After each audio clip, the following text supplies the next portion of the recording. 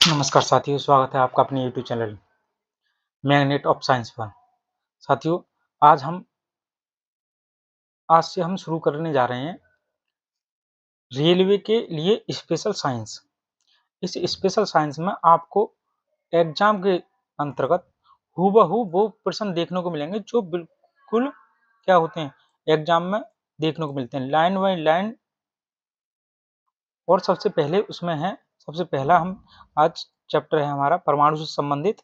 और इस परमाणु से संबंधित चैप्टर में आगे बढ़ेंगे उससे पहले आपसे एक गुजारिश है, अगर वीडियो पसंद आती है तो वीडियो को लाइक जरूर करें और सब्सक्राइब हमारे चैनल को जब सब्सक्राइब करें, जिससे कि जो नई वीडियो आए वो आप तक जल्दी से जल्दी पहुंचे।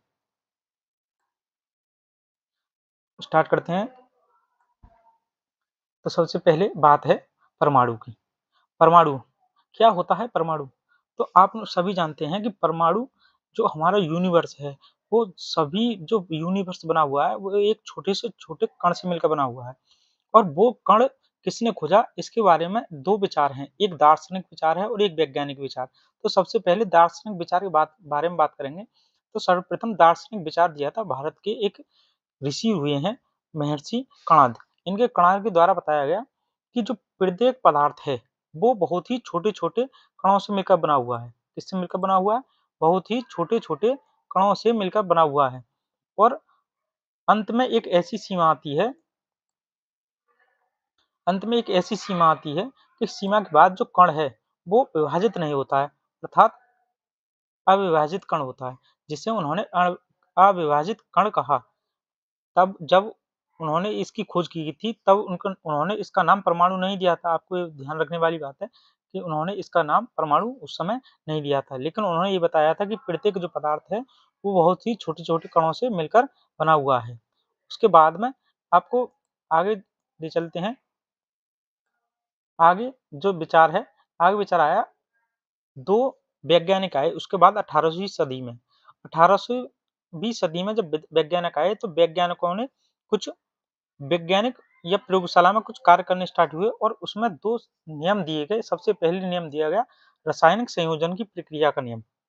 और रासायनिक संयोजन की प्रक्रिया का नियम, जैसा कि नाम से ही आप समझ रहे होंगे कि यह जो नियम है ये जो नियम है रासायनिक संयोजन, संयोजन का मतलब है जो जुड़कर बना हो। ये नियम दो वैज्ञानिकों द्वारा दिया गया। सबसे पहले जो वैज्ञानिक थे वो थे एंटोनियो लेवोजियर और जोसेफ प्रोस्ट। आपको इनके द्वारा जो नियम दिए गए हैं बहुत ही महत्वपूर्ण है और डायरेक्ट परीक्षा में प्रश्न पूछे जाते हैं कि द्रव्यमान संरक्षण का नियम किसके द्वारा दिया गया और स्थिर अनुपात का नियम किसके द्वारा दिया गया। तो आपको ध्यान रखना है कि सबसे पहले रासायनिक संयोजन के नियम दिए थे दोनों ने मिलकर, लेकिन वो दोनों नियम कौन कौन से थे? तो रासायनिक संयोजन नियम के अंतर्गत दो नियम है। सबसे पहला है एक द्रव्यमान संरक्षण का नियम और दूसरा है स्थिर अनुपात का नियम। अब आगे बढ़ते हैं। द्रव्यमान संरक्षण का नियम। द्रव्यमान संरक्षण के नियम में आप जानते हैं कि जब भी कोई एक प्रक्रिया होती है या रासायनिक प्रक्रिया होती है, तब ना तो द्रव्यमान को हम क्या कर सकते हैं, उत्पन्न कर सकते हैं, और ना ही इसका विनाश यानी नष्ट कर सकते हैं। जैसे मान लो आपने एक घड़ा लिया या कोई एक मिट्टी का बर्तन लिया और उसमें आपने 2 किलो क्या लिया, दूध, और दूध को जमा दिया। तो आप देखेंगे कि उसमें एक रासायनिक प्रक्रिया हुई और उसमें रासायनिक प्रक्रिया के बाद दही बन गया।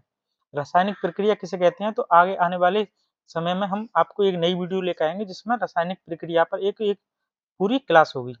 तो या शॉर्ट में समझा दूं आपको, तो रासायनिक प्रक्रिया तब कहा जाता है जब एक जो पदार्थ है या एक अभिकारक दूसरे उत्पाद में बदल जाता है, लेकिन जो उत्पाद बना है वो, जैसे जो दूध से दही बना है तो दही से दूध दोबारा नहीं बन सकता। ठीक है, आपको ध्यान रखना है, दूध से केवल दही एक बार बनेगा, दही से दूध नहीं बन सकता। लेकिन वहीं अगर पानी को हम जमा दें और पानी को जमाने के बाद क्या करें कि उसको बर्फ बन जाए, तो बर्फ से पानी दोबारा बन सकता है। तो वो एक भौतिक प्रक्रिया होती है, लेकिन रासायनिक प्रक्रिया आपको मैंने अभी बताया है। ठीक है, जैसे कि अगर हाइड्रोजन के 2 अणु लें और ऑक्सीजन का 1 अणु लें तो ये बनेगा जल। ये एक रासायनिक प्रक्रिया हुई और इसमें जो नियम लगा है वो है द्रव्यमान संरक्षण का नियम। ये द्रव्यमान संरक्षण का नियम किसके द्वारा दिया गया? तो मैंने अभी बताया कि द्रव्यमान संरक्षण का नियम दिया गया था लेवोजियर के द्वारा। दूसरा आता है स्थिर अनुपात का नियम। तो लेबुजियर जो एक वैज्ञानिक हैं उन्होंने बताया कि जो यौगिक होते हैं वो 2 या 2 से अधिक तत्वों से मिलकर बना होता है। और दूसरा, जोसेफ प्रेस्ट ने बताया कि जो यौगिक में तत्व सदैव एक निश्चित द्रव्यमान के अनुपात में होते हैं, यानी कि जो इस अनुपात कैसा होता है, स्थिर अनुपात होता है। तो इस प्रकार जो यौगिक हैं इन तत्वों का अनुपात स्थिर होता है। जैसे अगर जल की बात की जाए तो जल में हाइड्रोजन और ऑक्सीजन दोनों के जो द्रव्यमान है का उनका अनुपात 1:8 होता है। यहाँ अगर दोनों तरफ देखेंगे तो हाइड्रोजन का अनुपात होता है 1 होता है हाइड्रोजन का अनुपात। अणु कितने हैं? 2 अणु हैं, ठीक है। और यहाँ इसका कितना है? 1 प्लस करेंगे। ऑक्सीजन के कितने होते हैं? तो ऑक्सीजन को होता है 16। कितना होता है? 16। जब हम इनमें काटेंगे तो 2 से हम काट देंगे, 2 से कितनी बार कट जाएगी? 8 बार। थोड़ा पेन ऐसा ही है हमारा, दिखाई नहीं दे रहा है, तो थोड़ा हमें अंदाजे से चलाना पड़ रहा है। तो ये हो गया कि 1:8, ये हो गया स्थिर अनुपात का नियम।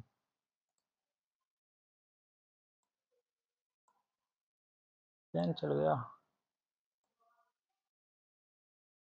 ठीक है।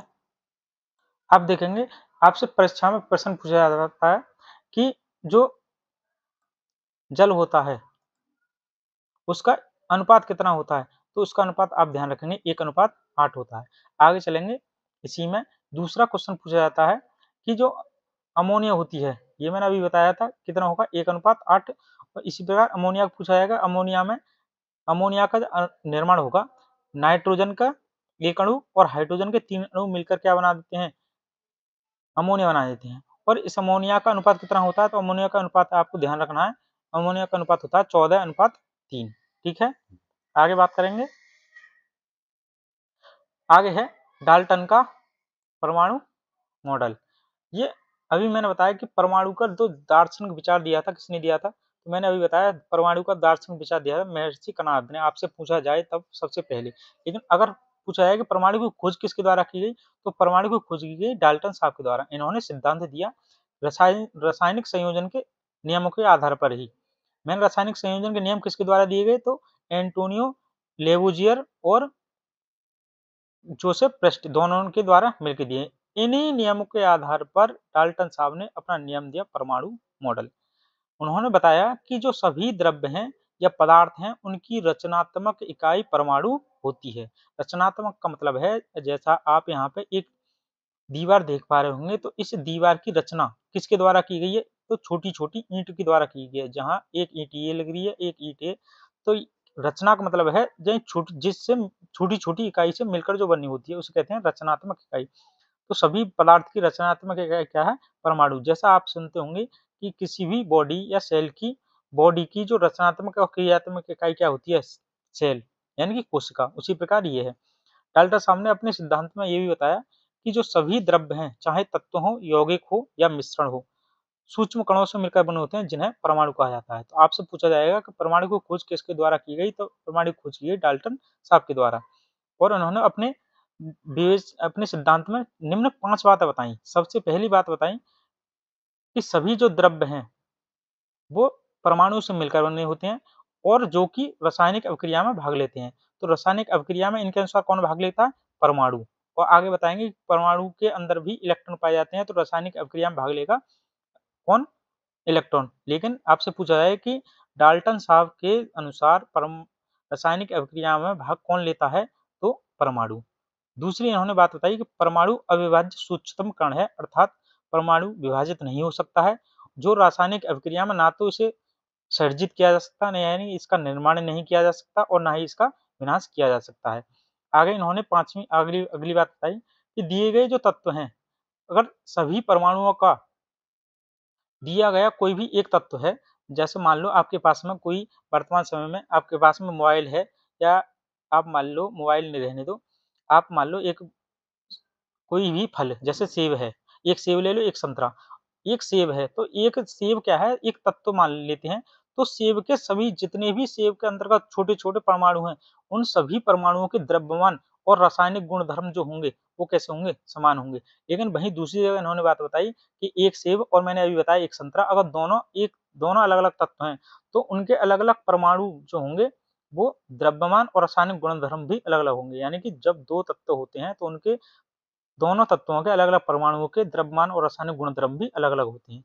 उन्होंने अगली बात बताई कि जब भिन्न-भिन्न तत्वों के परमाणु परस्पर क्रिया करते हैं तो वो पूर्ण संख्या में यानी कि 1 के गुणा में, 2 के में, 3 के में यानी कि पूर्ण संख्या के अनुपात में ही एक-दूसरे से सहयोग करेंगे। जब भी कोई नया यौगिक का निर्माण होगा, जैसे जल का निर्माण होता है, तो मैंने अभी आपको पीछे बताया था कि ये हाइड्रोजन के 2 परमाणु हैं और ऑक्सीजन का 1 परमाणु है। ऐसा नहीं है कि यहाँ पर हाइड्रोजन का आधा परमाणु और यहाँ ऑक्सीजन के 3.5 परमाणु आपस में क्रिया कर दें, ऐसा नहीं होगा।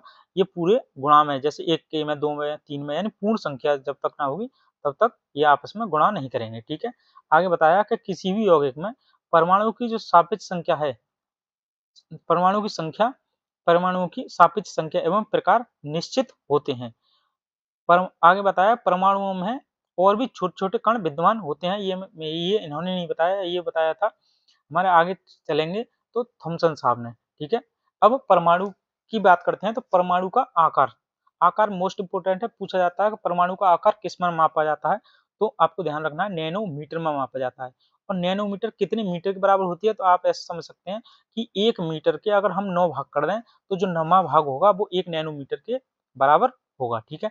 1 नैनोमीटर बराबर होती है 10⁻⁹ मीटर, या ऐसा समझ सकते हैं कि 1 मीटर बराबर 10⁹ नैनोमीटर, ठीक है। ये एग्जाम्पल है, बहुत ही महत्वपूर्ण एग्जाम्पल है, आपको ये ध्यान रखना है। ये बहुत ज़्यादा इम्पोर्टेंट है कि हाइड्रोजन परमाणु की जो परमाणु होता है उसकी त्रिज्या कितनी होती है, 10⁻⁻10 मीटर।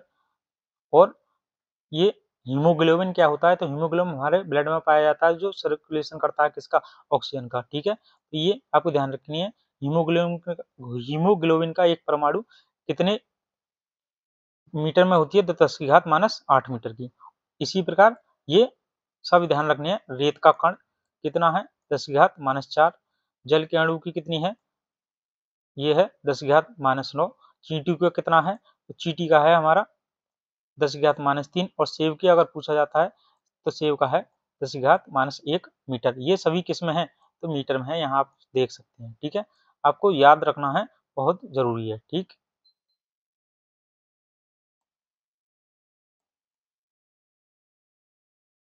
आगे हम बात करेंगे परमाणु की संरचना की।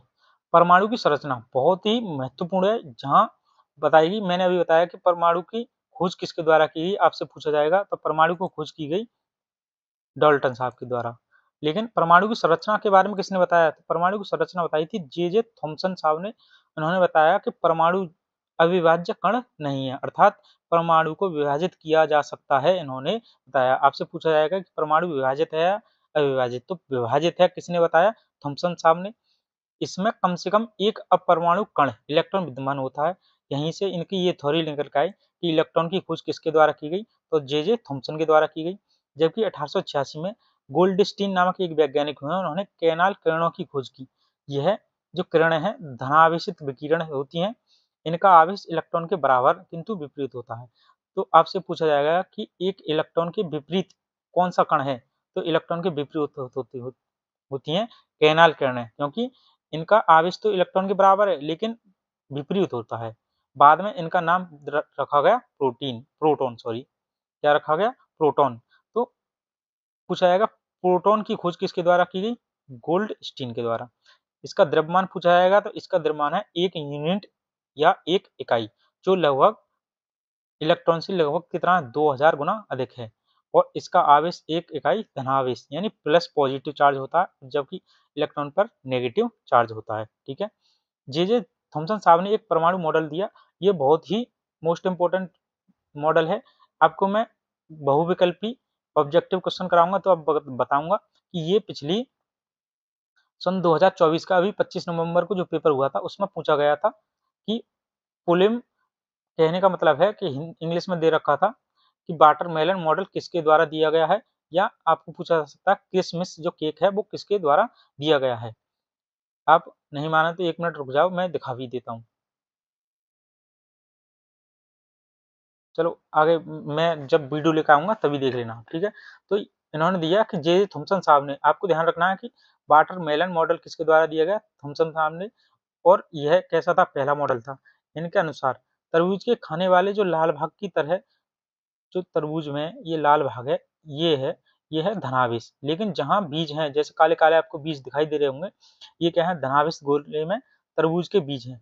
और मैंने बताया कि तरबूज के बीज उन्होंने बताए थे इलेक्ट्रॉन, और इलेक्ट्रॉन पे अभी बताया, मैंने बताया कि क्या होता है, नेगेटिव चार्ज। तो परमाणु धन आवेश गोले का बना होता है और इलेक्ट्रॉन उसमें धसे होते हैं। परमाणु में ऋणात्मक और धनात्मक आवेश परिमाण में समान होता है, यानी कि इन दोनों का वैल्यू जो होती है वो बराबर होती है। इस कारण से क्या हो जाता है, परमाणु वैद्युत रूप से उदासीन हो जाता है। उसके बाद दिया रदरफोर्ड साहब ने परमाणु मॉडल दूसरा।